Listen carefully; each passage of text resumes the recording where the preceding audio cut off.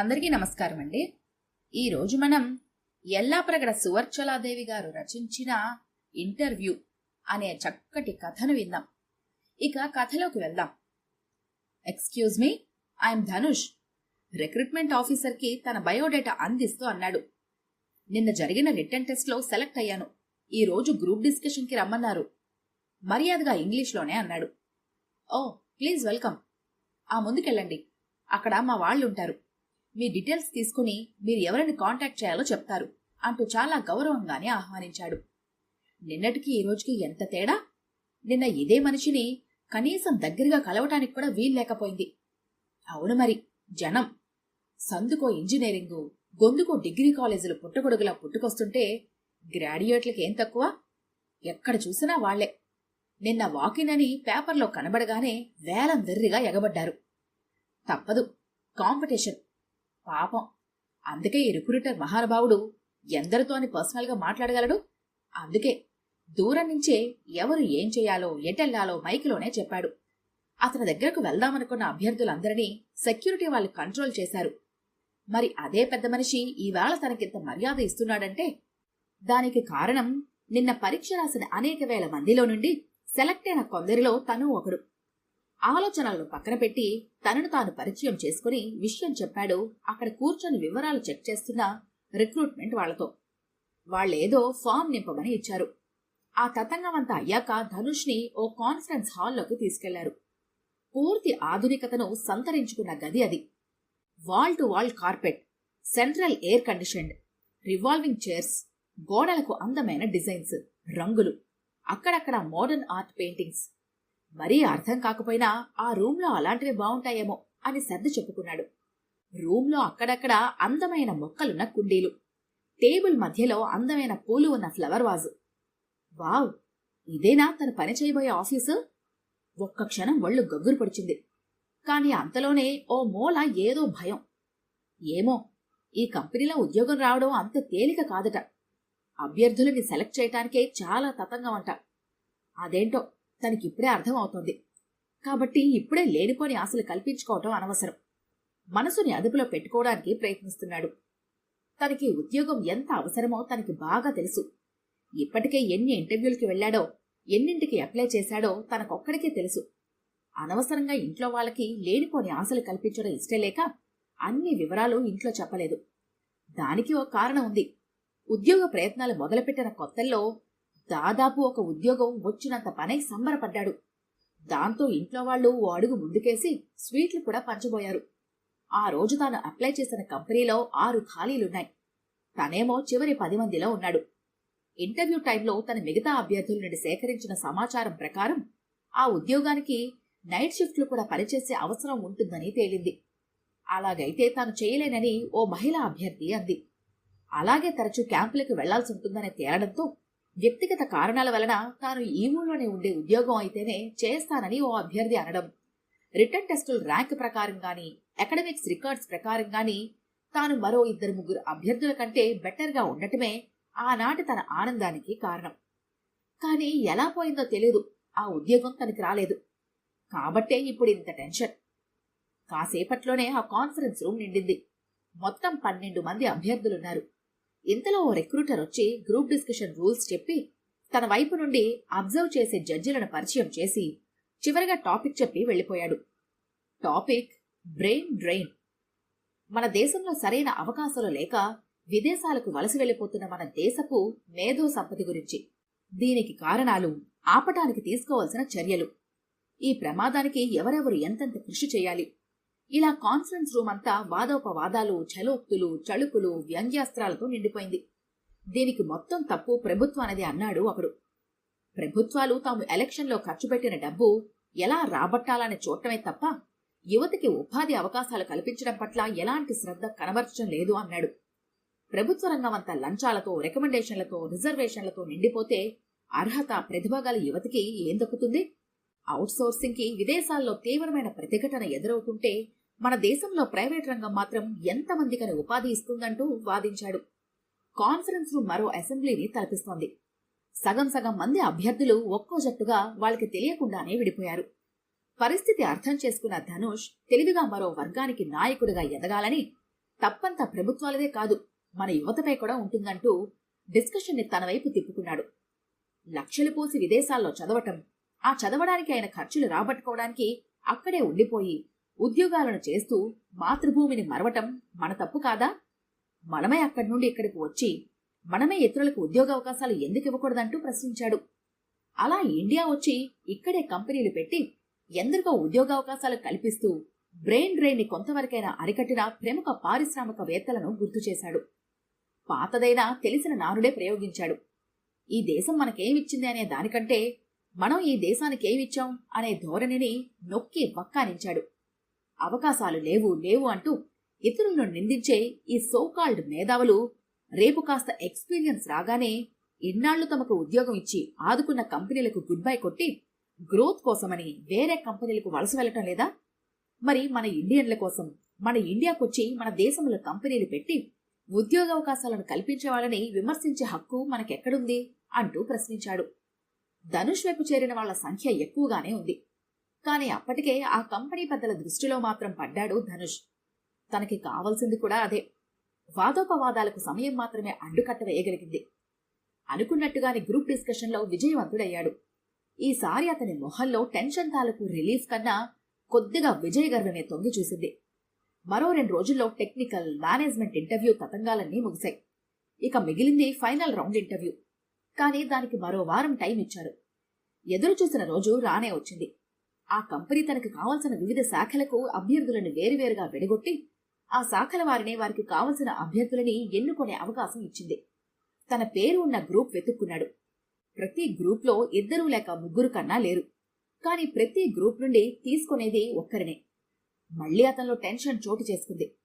తన గ్రూప్లో తన ప్రత్యర్థి ఎవరా అని ఆత్రంగా చూశాడు. ప్రియంవద అని కనిపించింది. మనసులో ఎక్కడో మూల అలజడి. ప్రియంవద తనకిష్టమైన పేరు. తాను చిన్నప్పుడు చూసిన తన అభిమాన హీరో చిరంజీవి సినిమా దొంగమొగుడిలో హీరోయిన్ పేరు. అంతేకాదు, తనకి భవిష్యత్తులో భార్య అయ్యే అమ్మాయికి ఆ పేరుంటే బావుండింది అనుకునేవాడు. లేదా తనే ఆ పేరుతో పిలవాలని సరదా పడిన రోజులు గుర్తుకొచ్చాయి. ఆ పేరుని తన పెళ్లి చూపుల్లో పెళ్లి కూతురికి చెబితే ఎంత సంతోషించేవాడో. కాని ఇక్కడ సన్నివేశం వేరు. ఇప్పుడామె తన ప్రత్యర్థి. ఇన్ని పోటీ పరీక్షలు, గ్రూప్ డిస్కషన్స్, ఇంటర్వ్యూలు దాటి ఇక్కడికొచ్చిందంటే ఆ అమ్మాయి తక్కువేం కాదు. కాబట్టి ఉద్యోగం ఆమెకో తనకో తప్పదు. టెన్షనల్లా ఆ ఒక్కరూ ఎవరు అనేది. అతని టెన్షన్ని దూరం చేస్తూ లాబీలోకి అప్పుడే ఓ అమ్మాయి ప్రవేశించింది. సన్నగా, పచ్చగా, తెల్లగా, సుకుమారంగా ఉన్నట్లుంది. పెద్ద ఖరీదు కాకపోయినా లేత గోధుమ రంగు చుడీదార్ ఆ అమ్మాయిలోని ఆకర్షణని, డిగ్నిటీని మరింత పెంచుతోంది. మెడలో సన్నని గొలుసు, చెవులకు ఏవో జూకాలు చూస్తే మిడిల్ క్లాస్ అమ్మాయిలానే ఉన్నా ఏదో ఆకర్షణ, అందం. కాసేపు తాను వచ్చింది ఇంటర్వ్యూకని గాని ఆమె తన ప్రత్యర్థిని గాని మర్చిపోయి ఆ అమ్మాయినే చూస్తూ ఉండిపోయాడు. ఇంతలో ఆ అమ్మాయి కూడా తన వైపు చూసేసరికి ఎందుకో సభ్యత కాదనిపించి తల పక్కకు తిప్పుకున్నాడు. తొలిచూపులోనే ఆమె తనకి నచ్చింది. కాని ఇది సమయం, సందర్భం కానే కాదు.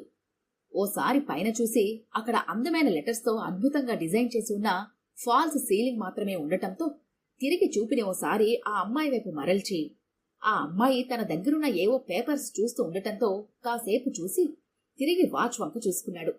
దాదాపు ఓ గంట సేపుంది చిట్ట చివరి ఇంటర్వ్యూకి. ఈ గంట ఎలా గడుస్తుందో అనుకున్నాడు భారంగా. కాని అతనికి తెలియంది ఒకటుంది. అది ఆ గంట తన జీవితంలోనే ఓ పెద్ద మార్పు తీసుకురాబోతుంది అన్నది. Hi, I'm Sneha from HR department అంటూ ఆ అమ్మాయి పలకరింపుతో ఒక్కసారి ఉలిక్కిపడి లేచి నిల్చొని చిరునవ్వు నవ్వాడు. అప్పటికే అమ్మాయి షేక్ హ్యాండ్ ఇవ్వడానికి చేయి చాచడంతో సుతారంగా షేక్ హ్యాండ్ ఇచ్చి తనని పరిచయం చేసుకున్నాడు. ఆ అమ్మాయి జస్ట్ మినిట్ అంటూ ఆ ఇంటర్వ్యూకి వచ్చిన అమ్మాయి దగ్గరికి వెళ్లి ఆమెతోను పరిచయం చేసుకుని ఇద్దరినీ ఓ చిన్న డిస్కషన్ రూమ్ లో కూర్చోబెట్టి ఆఫీస్ బాయ్ని పిలిచి ఇద్దరికీ కాఫీ తెప్పించి కాసేపట్లో వస్తానంటూ వెళ్ళింది. ధనుష్కి ఎందుకో గుండె దడ పెరిగింది. జీవితంలో తొలిసారిగా ఓ అందమైన అమ్మాయితో ఒంటరిగా ఓ రూంలో. ఏసీ ఎక్కువగానే ఉన్నా అతనికి చెమటలు పడుతున్నాయి. మరీ ఏం మాట్లాడకపోతే బావుండదని ఏవో ఎడ్యుకేషన్ క్వాలిఫికేషన్స్, కాలేజీ వివరాలు మాట్లాడాడు. టాపిక్ కాసేపు ఇప్పుడున్న కాంపిటీషన్ వరల్డ్ పైన, యూత్ మనస్తత్వాలపైన, ఉద్యోగాలనిచ్చే ప్రభుత్వ, ప్రైవేటు సంస్థలపైన ఇలా సాగింది. ఎక్కువగా తనే మాట్లాడుతున్నట్లు అనిపించింది ధనుష్కి. ఆమె పైపైన సమాధానాలు ఇవ్వటం, ఈ కాలపు అమ్మాయిలాగా ఎక్కువగా మాట్లాడటం, విరగబడ్డం, నవ్వటం లాంటి చేష్టలకు దూరంగా ఉండటంతో తనకిక ఏం మాట్లాడాలో అర్థం కాలేదు. కాసేపు వారిద్దరి మధ్య మౌనమే తాండవించింది. కాసేపటికి నిశ్శబ్దాన్ని ఛేదిస్తూ తనే అడిగింది, ఈ ఉద్యోగం మీకెంతవరకు అవసరం? ఊహించని ఆ ప్రశ్నకు ఒక్క క్షణం తత్తరపడి, చాలా అవసరం అన్నాడు అర్థం కానట్లుగా. నాకు చాలా అవసరం. మాది సామాన్య మధ్యతరగతి కుటుంబం. అక్క పెళ్లికి ఇస్తానన్న కట్నం డబ్బే ఇంకా మా వాళ్ళు ఇవ్వలేదు. దాంతో మా అక్క ప్రస్తుతం మా ఇంట్లోనే ఉంటోంది. దాని పెళ్లికి చేసిన అప్పులకి, ఇల్లు గడపడానికి, నా చదువులకి ఇలా నాన్నే చూడాల్సి వస్తోంది. ఇక కూతురైనా కొడుకైనా నేనే కాబట్టి నేనే వాళ్ళకి ఏదో విధంగా హెల్ప్ చేయాలన్నది నా ఆశ, బాధ్యత కూడా. ఉపోద్ఘాతాలు ఉపమానాలు లేకుండా డైరెక్ట్గా చెప్పేసింది. అంటే ఇప్పుడు నన్నుగానే కొంపదీసి ఉద్యోగం త్యాగం చేయమంటుందా? అయోమయంలో పడ్డాడు ధనుష్. ఇప్పుడు నేనేదో సినిమా కష్టాలు చెప్పి మిమ్మల్ని సెంటిమెంటల్ బ్లాక్మెయిల్ చేసి ఉద్యోగం సంపాదించాలని కాదు నా ఉద్దేశం. అంతేకాదు, మీకు ఉద్యోగం చాలా అవసరం అంటున్నారంటే మీకు ఏవో ప్రాబ్లమ్స్ ఉంటాయనే అనుకుంటున్నాను. ఇక ఈ ఉద్యోగం మనిద్దరిలో ఒకరికే ఇస్తారు. ఏదో మామూలు మధ్యతరగతి పిల్ల అనుకున్నాను. గట్టిదే. ఇంతకీ అమ్మాయి ఏం చెప్తోంది? ఆలోచనల్లో ఉన్నాడు ధనుష్. ఒకవేళ ఈ ఉద్యోగం మీకు రాకపోతే ఏం చేస్తారు? చిన్నపాటి పిడుగు పడినట్లయింది ధనుష్కి. నిజానికి తాను ఈ విషయమే పెద్దగా ఆలోచించలేదు. కారణం ఈ అమ్మాయిని తక్కువగా అంచనా వేయడం. పైగా ఈ ఉద్యోగం తనకే వచ్చేసినట్లుగా అనుకుంటున్నాడు అప్పటికే. తన తండ్రి త్వరలోనే రిటైర్ అవబోతున్నాడు. పెళ్లి కావాల్సిన చెల్లెలుంది. తన ఇంట్లో తనకు బరువు బాధ్యతలున్నాయి. ఇప్పటికే ఎన్నో ఉద్యోగ ప్రయత్నాలు చేసి మానసికంగా కూడా బాగా అలసిపోయాడు. ప్రస్తుతం ఒక మంచి ఉద్యోగానికి అతి చేరువలో ఉన్నాడు. ఈ ఉద్యోగం దొరికితే తమ ఆర్థిక స్థితి పూర్తిగా మారిపోతుంది. ఎట్టి పరిస్థితుల్లోనూ చేజార్చుకోకూడని ఉద్యోగం. కానీ ఆ అమ్మాయిని చూస్తే అంత తక్కువేం కాదు. చాలా తెలివిగల అమ్మాయిలాగా ఉంది. ఆ అమ్మాయి అన్నట్లుగా ఒకవేళ తనకి ఉద్యోగం రాకపోతే తన ఆశల సౌధం మొత్తం కూలిపోతుంది. మళ్లీ తేరుకోవటం చాలా కష్టం. ఆలోచనల్లో మునిగిన ధనుష్ ప్రియమ్మద పిలుపుతో ఈ లోకంలోకి వచ్చాడు. నాది అదే ప్రశ్న. మీరైతే ఏం చేస్తారు? తనే అడిగాడు. చాలా కష్టమైన ప్రశ్న. అదే ఆలోచిస్తున్నాను ఇందాకటి నుంచి అంది నెమ్మదిగా. అందుకే నాదొక ప్రపోజల్ అంది కాసేపటికి. చెప్పండి, పర్వాలేదు. ఇద్దరికీ మంచి జరిగే ఏ ప్రపోజల్ అయినా నాకు ఓకేనే అన్నాడు ఆమె ఏం చెబుతుందా అని ఆతృతతో.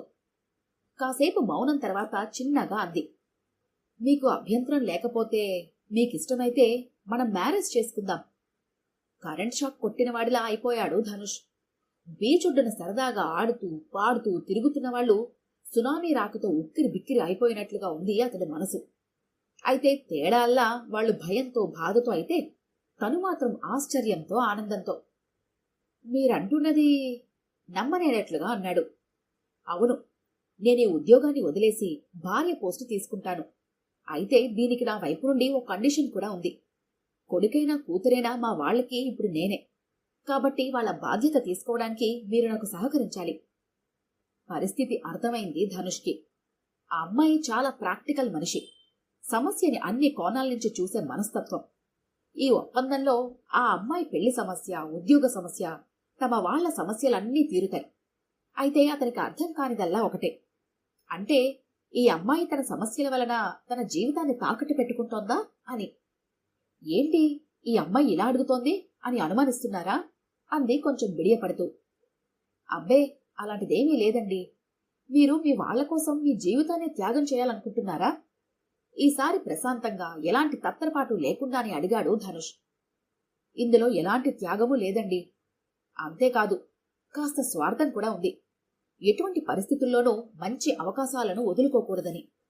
కాకపోతే ఓ ఆడపిల్ల ఇలా సిగ్గు విడిచి తన పెళ్లి ప్రపోజల్ తనే తేవడమన్నది మనకింకా జీర్ణించుకోలేని విషయం. కాస్త ఆవేశంగా ఆవేదనగానే అన్నది ప్రియంవద. అయ్యో, మీరు నన్నేమైనా తప్పుగా అర్థం చేసుకోవడం లేదు కదా? నిజానికి మిమ్మల్ని ఈ విషయంలో అభినందించకుండా ఉండలేకపోతున్నాను. మగాడినైనా నేను ధైర్యంగా ఈ విషయంలో ఓ ముందడుగు వేయలేకపోయాను. అఫ్కోర్స్, నేనేమైనా అంటే ఒంటరిగా ఉన్న అమ్మాయితో ఇండీసెంట్ గా బిహేవ్ చేశానని, ఈవ్ టీజింగ్ అని మళ్లీ మమ్మల్నే అంటారు అన్నాడు కాస్త సరదాగా. అప్పటికే ప్రియంవద బుగ్గలు ఎరిపెక్కాయి. అంటే మీకు ఆర్ధోక్తిగా అంటుండగానే నాకు ఈ పెళ్లి 100% ఇష్టమే. అంతేకాదుండయ్, మీరు ఈ కండిషనే కాదు, ఏ కండిషన్ పెట్టినా అది నాకు 200% ఓకేనే అన్నాడు హుషారుగా. పౌర్ణమి రాత్రి చంద్రుడి వెన్నెలలో ఆరుబయటంతా పట్ట పగులుగా ప్రకాశిస్తోంది. రైలు వేగంగా వెళ్తోంది. చల్లని గాలి కిటికీలోంచి వస్తూ ప్రియంవద పెట్టుకున్న మల్లెపూల గుబాలింపులో మేళవించి ధనుష్ మొహాన్ని ఉక్కిరిబిక్కిరి చేస్తున్నాయి. కిటికీ పక్కనే కూర్చొని గోదావరి నది కోసం ఇద్దరూ ఆతృతగా ఎదురుచూస్తున్నారు. వెన్నెల్లో గోదావరిని చూడాలని నా చిన్నప్పటి నుంచి ఆసరా, అది నా అందాల వరూధినితో అన్నాడు తన్మయత్వంగా ధనుష్. వరూధిన? ఎవరామే? పెళ్లికి ముందే నాకెందుకు చెప్పలేదు? చిరుకోపం ప్రదర్శించింది చిన్నగా ప్రియంవద. రైల్లో ఎవరికీ డిస్టర్బెన్స్ ఉండకూడదని. అయ్యో, వరూధిని అంటే మన పురాణాల్లో ఓ గొప్ప అందగత్తె. ఏదో కాస్త పొయిటిక్ టచ్ ఇవ్వాలని ఏదో తెలియక వాగాను, క్షమించు అన్నాడు భారీ డైలాగ్ కొడుతున్నట్లు పోజిచ్చి. గలగలా నవ్వేసింది ప్రియంవద. హమ్మయ్యా, నవ్వేశావు, సంతోషం. అవునుగాని ఎప్పటి నుండో నాకు సందేహం అంటున్న ధనుష్తో, అడగండి, లేటెందుకు అంది ప్రియంవద గాలికి ముంగురులను సవరించుకుంటూ. అసలు ఇంటర్వ్యూకొచ్చిన తోటి క్యాండిడేట్కి మ్యారేజ్ ప్రపోజల్ చేయాలని నీకు థాట్ ఎలా వచ్చింది? ఫస్ట్ టైం నిన్ను చూసి అమాయకురాలివి అనుకున్నాను. అసలు చెప్పాలంటే నీతో కంపేర్ చేస్తే నేనే అమాయకుడిని అంటూ చిన్నపిల్లాడ్ల బొంగుమూతి పెట్టాడు. అదా టాప్ సీక్రెట్, ఎవ్వరికీ చెప్పకూడదు అంటూ కాస్త బెట్టు నటించింది ప్రియంవద సరదాగా. చివరికి చెప్పింది, నిజానికి ఇంటర్వ్యూ రూంలోకి వచ్చే వరకు నాకసలు పెళ్లి ఆలోచనే లేదు. ఎప్పుడైతే ఫైనల్ గ్రూప్లో మనిద్దరి పేర్లు చూశానో, మనిద్దరిలో ఒకరికి ఉద్యోగం వస్తుందని తెలిసిందో అప్పటి నుంచే తీవ్రంగా ఆలోచించడం మొదలుపెట్టాను. కాసేపటికే నాకు ఈ థాట్ వచ్చినా మీరు ఎలాంటివారో అని స్టడీ చేయటం మొదలుపెట్టాను. ముందు ఆ ఇంటర్వ్యూలో ఆ చివరి స్టేజ్ దాకా మీరు రాగలిగారంటే మీ తెలివితేటలు, నాలెడ్జి అర్థం చేసుకున్నాను. ఆ తర్వాత మాటల్లో మీ ఎడ్యుకేషన్ బ్యాక్గ్రౌండ్, ఇతర విషయాల పట్ల మీ అవగాహనని అర్థం చేసుకున్నాను. ఇక ముఖ్యమైనది మీ క్యారెక్టర్. అంతసేపు మీరు నాతో గడిపినా ఎక్కడా మీరు అసభ్యంగా ప్రవర్తించకపోవటం, మీ మాటల్లో నిజాయితీ, సంస్కారం అన్నీ నన్ను ఆకట్టుకున్నాయి. నిజానికి పెద్దలు ఎవరినో తీసుకొచ్చి పెళ్లి చూపుల పేరుతో మన ముందు ఉంచుతారు. ఆ కొద్ది సమయంలోనే మన జీవితానికి కావాల్సిన నిర్ణయాన్ని తీసుకోవాల్సి ఉంటుంది. మరి ఈ మాత్రం సమయం చాలదా నాకు అని అనిపించింది. అంతేకాదు, పెద్దలు కుదిర్చే అలాంటి పెళ్లి చూపుల్లో సందర్భానికి తగ్గట్లు ఆ వ్యక్తులు, అంటే పెళ్లి కొడుకు పెళ్లి కూతురు, తమ సహజ సిద్ధమైన లక్షణాలను పక్కన పెట్టి కాసేపు నటించవచ్చు. కానీ మనకు ఆ రోజు అవసరం లేదు. నిజానికి మన ఇద్దరిలో న్యాయంగా ఆ సమయానికి ఆ ఆలోచనలు లేవు. అలాంటప్పుడే వ్యక్తుల సహజ లక్షణాలను అవతలి వారు తేలిగ్గా తెలుసుకోవచ్చు. అదే అక్కడ నేను చేసింది. తేలిగ్గా అంటున్న ప్రేమవదని సంభ్రమాశ్చర్యాలతో చూశాడు ధనుష్. నా భార్య తెలివైనదని తెలుసు కాని ఎంత అని ఇప్పుడే తెలుసుకున్నాను అన్నాడు మెచ్చుకోలుగా. వెంటనే తనని ఉడికించడానికి అన్నట్లుగా, మరీ ఇంత తెలివిగా ఆలోచించావు? ఆ ఉద్యోగం ఒకవేళ నీకే వస్తే అప్పుడు నీ లైఫే మారిపోయి ఉండేది కదా. మీ పేరెంట్స్ నీకు మంచి సంబంధాన్ని తెచ్చుండేవాళ్లేమో. అప్పుడు నువ్వు త్యాగం చేసిన ఉద్యోగం, సంపాదించిన ఉద్యోగస్తుణ్ణి చేసుకునే బాధ నీకు ఉండేది కాదు కదా అంటున్న ధనుష్ నోటికి అడ్డంగా తన చెయ్యి పెట్టి, దయచేసి ఇంకెప్పుడు ఆ మాట అనకండి. మీరన్నట్లుగా కాక ఒకవేళ ఆ ఉద్యోగం మీకే వచ్చుంటే అప్పుడు నేను ఎంత ఆనందకరమైన జీవితాన్ని మిస్ అయ్యేదాన్ని కదా అంటున్న ప్రియంవద చేతిని తన చేతిలోకి తీసుకుంటూ, థ్యాంక్యూరా అన్నాడు నిజాయితీగా. ఈసారి ధనుష్ని తను ఉడికించాలని. అయినా ఒకవేళ ఉద్యోగం నాకే వచ్చినా, నాకు మా పేరెంట్స్ మంచి సంబంధం తెచ్చినా, ఆ వచ్చేవాడు నా వల్ల వచ్చే కట్నంతో పాటు నా జీతం చూసి చేసుకుంటాడు గాని నన్ను అర్థం చేసుకుంటాడని గ్యారెంటీ ఏమిటి? అదే మీరైతే కట్నం తీసుకోలేదు. పైగా మా వాళ్ళని నేను ఎలా చూడాలనుకున్నానో అలానే చూస్తున్నారు. ఇంకా నాకు రోజు ఉద్యోగం చేస్తూ అటు ఆఫీస్లో ఇటు ఇంట్లో నలిగిపోయే బాధ తప్పించారు. చూస్తూ చూస్తూ ఎవరైనా ఇలాంటి ఛాన్స్ వదులుకుంటారా ఏమిటి అంది గోముగా. అమ్మ దొంగ, ఇంతటి మాస్టర్ ప్లాన్ వేసి అమాయకుడిని, ఏమీ తెలియని నన్ను ముగ్గులోకి లాగుతావా? ఉండు, నిన్నేం చేస్తాను అంటూ దగ్గరికి రాబోయి రైలు గోదావరి బ్రిడ్జి మీదకు రావటంతో పెద్ద పెద్ద శబ్దాలు రావటంతో ఒక్కసారి ఉలిక్కిపడి గట్టిగా ప్రియంవద చెయ్యి పట్టుకున్నాడు. ప్రియంవద సైతం ఆ చెయ్యిని మరింత పదిలంగా వదలకుండా పట్టుకుని భర్తతో పాటు కిటికీలోంచి వెన్నెల్లో గోదారి అందాన్ని తదేకంగా రెప్పవేయకుండా చూడసాగింది. ఈ కథ కనుక మీకు నచ్చినట్లయితే లైక్ చేయండి, షేర్ చేయండి. మరిన్ని ఇంట్రెస్టింగ్ కథల కోసం మా ఛానల్ని తప్పకుండా సబ్స్క్రైబ్ చేసుకోండి.